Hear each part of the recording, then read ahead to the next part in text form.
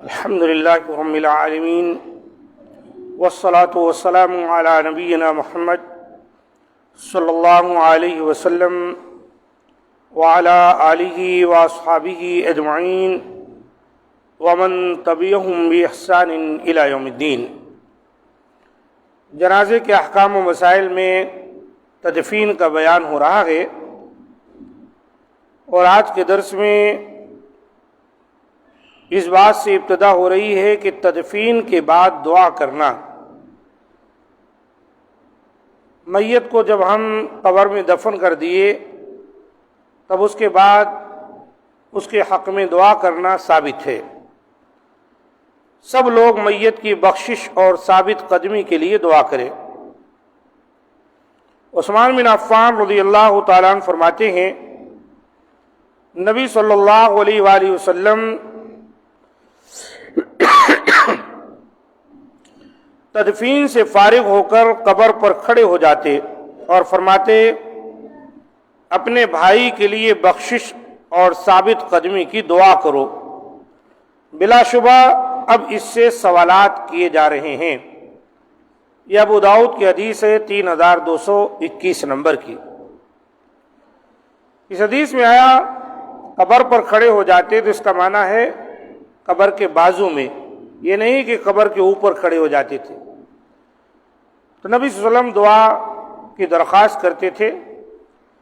یہاں ایک چیز اور بھی یاد رکھیں کہ نبی صلی اللہ علیہ وآلہ وسلم سے اور آپ کے اصحاب سے انفرادی طور پر دعا کرنا ثابت ہے۔ ہر فرد اپنے اپنے لحاظ سے دعا کرے جو اس کو آتی ہے۔ اب کوئی ایک شخص دعا کرے، باقی لوگ اس کے پیچھے آمین کہیں، اس کو اجتماعی دعا کہتے ہیں، تو یہ نبی صلی اللہ علیہ وآلہ وسلم سے ثابت نہیں کہ کوئی شخص کھڑا ہوتا ہے اور وہی دعا کرتا، اس کے پیچھے سب آمین کہہ لیتے اور اسی دعا پر اکتفا کر لیتے۔ اس کے برعکس اگر ہر فرد اپنی دعا کرے گا تو ہر فرد کی دعا کا اثر الگ ہے۔ اگر باپ وفات پا گیا ہے تو بیٹا اس کے حق میں جو دعا کرے گا، اس کی جو تڑپ ہوگی دعا کرنے کی، وہ کسی مولوی صاحب کی نہیں ہو سکتی۔ اگر بھائی وفات پا گیا ہے اور بھائی اپنے بھائی کے حق میں دعا کرے گا، دادا کے حق میں پوترا، نانا کے حق میں نواسا، یہ لوگ جو دعا کریں گے تو وہ دعا بہت دل سے اور گہری ہوگی۔ اور اگر ہم اس دروازے کو بند کر دیں، بس ایک کوئی متشرع آدمی کچھ الفاظ رٹ لیے ہیں وہی کہتا چلا گیا اور اس کے پیچھے سب آمین آمین کہہ رہے ہیں، تو یہ چیز حاصل نہیں ہو پائے گی۔ تو لہذا انفرادی طور پر ہر ایک کو چاہیے اپنے اعتبار سے دعا کرے۔ تدفین کے بعد سورہ بقرہ کی تلاوت کرنا، یہ بھی ایک بدعت ہے۔ بعض لوگ تدفین کے بعد میت کے سر والی طرف سورہ بقرہ کی ابتدائی آیات اور پاؤں والی جانب آخری آیات پڑھتے ہیں۔ یہ درست نہیں، کیونکہ جس روایت سے استدلال کیا جاتا ہے وہ بالکل ضعیف اور ناقابل اعتبار ہے۔ مشکات المصابیح میں علامہ البانی رحمۃ اللہ علیہ نے جلد نمبر 2 اور صفحہ 223 پر اس کا ذکر کیا ہے کہ یہ حدیث جو پیش کی جاتی ہے کہ سورہ بقرہ کی ابتدائی آیتیں سرہانے اور سورہ بقرہ کی آخری آیتیں پیتائے کے پاس جا کر کوئی پڑھے، تو یہ نبی صلی اللہ علیہ وسلم سے ثابت نہیں۔ ہمیں یہ بھی دیکھنا ہے کہ کوئی حدیث بیان کی جاتی ہے تو آیا وہ نبی صلی اللہ علیہ وآلہ وسلم کے اقوال میں سے ہے، وہ ثابت بھی ہے یا نہیں۔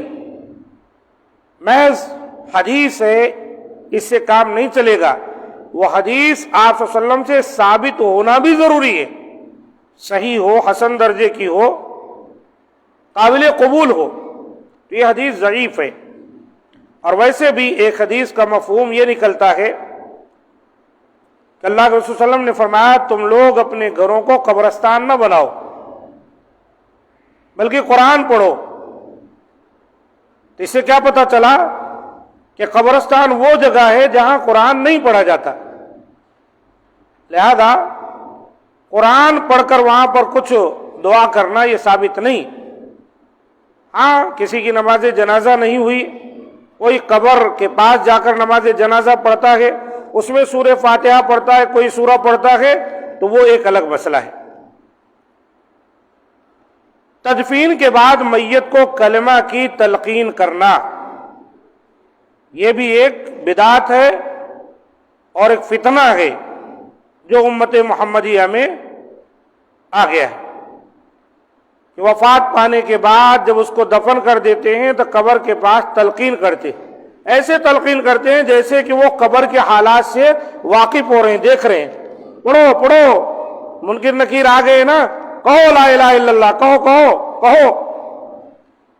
وہاں کے حالات کیا ہیں اس کو کون جانتا ہے؟ یہ دراصل ایک حدیث کو نہ سمجھنے یا اس کے مفہوم کو غلط سمجھنے کی وجہ سے ہے۔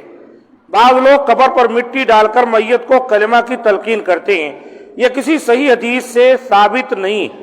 وہ جس روایت سے استدلال کرتے ہیں اسے علامہ حیثمی نے مجموع الزوائد کے اندر، ابن قیم نے زاد المعاد کے اندر، سرعانی نے سبل السلام کے اندر، نووی نے المجموع میں اور حافظ عراقی نے احیاء العلوم میں ضعیف کہا ہے، اور علامہ البانی نے سلسلہ ضعیفہ 599 میں منکر کہا ہے، جو اس معنی میں موضوع روایت کہی جا سکتی۔ دوسرا ان کا استدلال اس سے ہے کہ آپ صلی اللہ علیہ وسلم نے فرمایا اپنے مردوں کو لا الہ الا اللہ کی تلقین کرو، یہ مسلم شریف کی حدیث ہے 916 نمبر کی۔ اس حدیث کے اندر جو تلقین کرنے کا معنی آیا ہے وہ دراصل عند النزاع، جب کوئی وفات کے قریب ہے، دنیا چھوڑ کر جا رہا ہے، موت کے آثار اس پر نمایاں ہونے لگے ہیں، تب حدیث میں آیا لقنوا موتاکم لا الہ الا اللہ، تم لا الہ الا اللہ کی تلقین کرو تاکہ وہ جاتے جاتے لا الہ الا اللہ پڑھ لے۔ اور حدیث میں آیا ہے من کان آخر کلامہ لا الہ الا اللہ دخل الجنہ، اگر کسی کا آخری کلمہ لا الہ الا اللہ ہو گیا تو وہ جنت میں داخل ہوگا۔ تو اس سے معلوم ہوتا ہے کہ کلمہ کی تلقین آدمی کو حالت نزع میں کرنی چاہیے، نہ کہ تدفین کے بعد۔ صحیح ابن حبان میں مکمل روایت آئی ہوئی ہے جس میں یہ بات موجود ہے 3002 پر۔ علماء حناف میں سے علامہ علاء الدین القاسانی حنفی نے بدائع الصنائع میں، علامہ حنفی نے البنایہ فی شرح الہدایہ میں اور فتاوی عالمگیری میں اسی کو ترجیح دی ہے، یعنی یہ کہ موت کے وقت جو ہے ہم کو تلقین کرنا ہے۔ مرنے کے بعد قبر پہ ایسی تلقین کرنا کہ منکر نکیر آ رہے ہیں، اب اللہ کے رسول کا نام لو، اب کلمہ پڑھو، محمد رسول اللہ پڑھو، یہ کرو وہ کرو، یہ جہالت ہے، کسی بھی صحیح حدیث سے ثابت نہیں ہے۔ عورت کو دفن کون کرے گا؟